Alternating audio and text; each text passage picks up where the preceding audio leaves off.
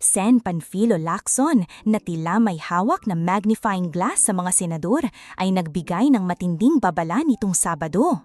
Umamin siya na ang mga miyembro ng Senado kasama ang mga kaibigan sa Kamara ay parang mga tupa na kumikilos sa likod ng mga anomalous at ghost flood control projects.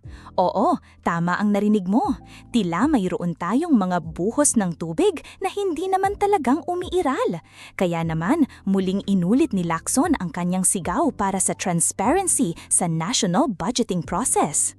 Kasi sino ba ang ayaw malaman kung saan napupunta ang pera?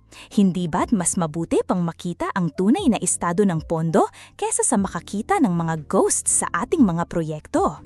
Kaya mga kababayan, put your plastic glasses on dahil ang drama sa Senado ay paniguradong mas masaya kesa sa telenovela.